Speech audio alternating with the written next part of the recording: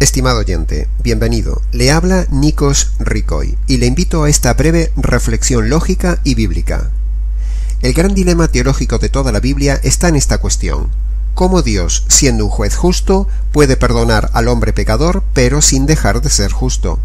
Repito, ¿cómo Dios, siendo un juez justo, puede perdonar al hombre pecador, pero sin dejar de ser justo?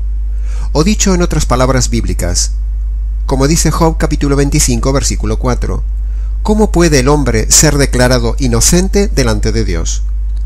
Dios quiere perdonar al pecador, pero no puede perdonarlo de forma directa, es decir, no puede perdonarlo cuando el hombre simplemente se arrepiente delante de Dios.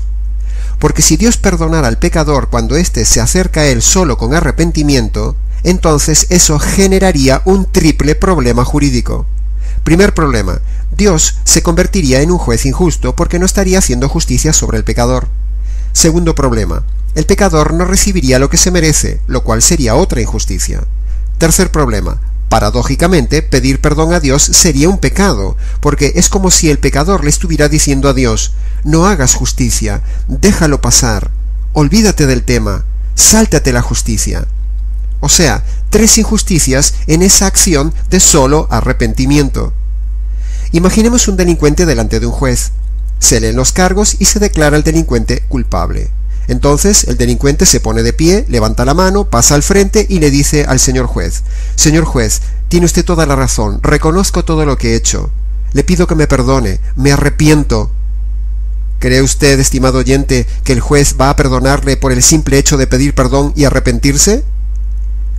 Si le perdona, el juez se convierte en un juez injusto, o sea, un juez corrupto. El delincuente no recibe lo que se merece, y en tercer lugar, el delincuente estará tratando de sobornar al juez. De la misma manera con Dios, cuando el pecador se presenta ante Dios simplemente con arrepentimiento, si Dios le perdonara, que no le perdona, Dios se convertiría en un juez injusto. El delincuente, el pecador, no recibiría lo que se merece, y el pecador estaría tratando de sobornar a Dios.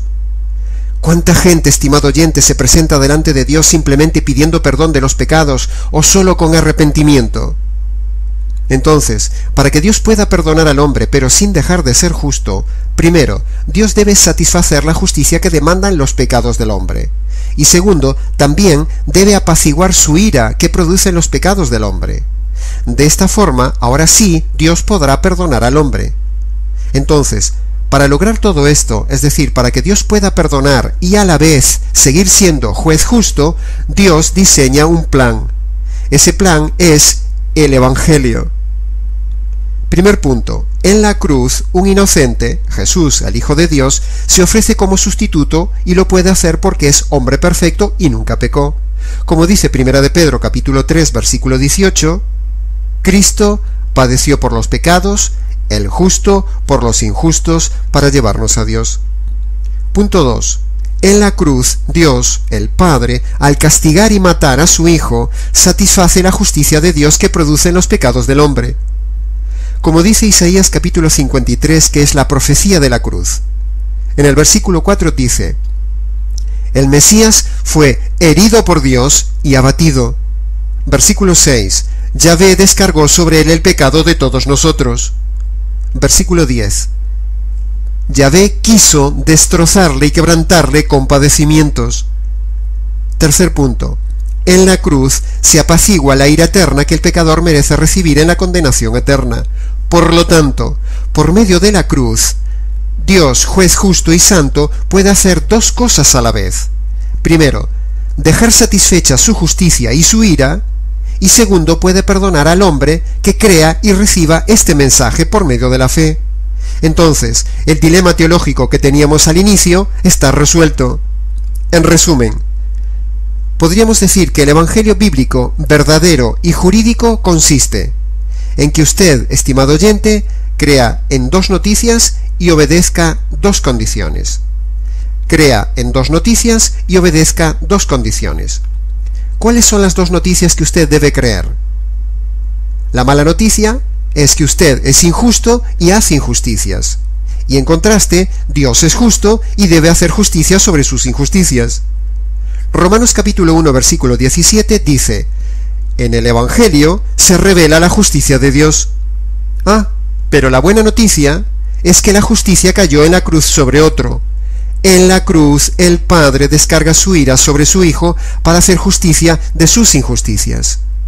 Segundo, la resurrección es el sello y lo que le da vida y poder a este Evangelio. Como dice Romanos capítulo 1, versículo 16, el Evangelio es el poder de Dios.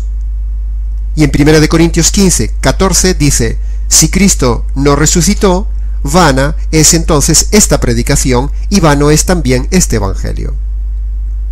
Las dos condiciones que Dios pide son, como dice Marcos capítulo 1, versículo 15, cuando el Señor Jesús inició su ministerio evangelístico, el Señor dijo, arrepiéntanse y crean. Entonces, ¿de qué tengo que arrepentirme? Tengo que arrepentirme de los pecados que he cometido durante mi vida. ¿Y qué es lo que tengo que creer? Tengo que creer que en la justicia descargada que se hizo en la cruz. En la cruz el Padre descarga su ira sobre su Hijo para hacer justicia de tus injusticias. Estimado oyente, yo te invito a creer las dos noticias y a obedecer las dos condiciones. Arrepiéntase, es decir, reconozca sus pecados uno a uno y reconozca que es mala persona delante de Dios. Segundo, confíe que en la cruz se hizo justicia de sus injusticias. Cuando uno obedece estas dos condiciones, ahora sí, Dios le perdona todos los pecados y Dios le permite entrar en la vida eterna. Si quiere ahondar más en este Evangelio, mi estimado oyente, llámenos o escríbanos y con gusto se lo explicamos con más detalle. De forma breve le ha hablado Nikos Ricoy.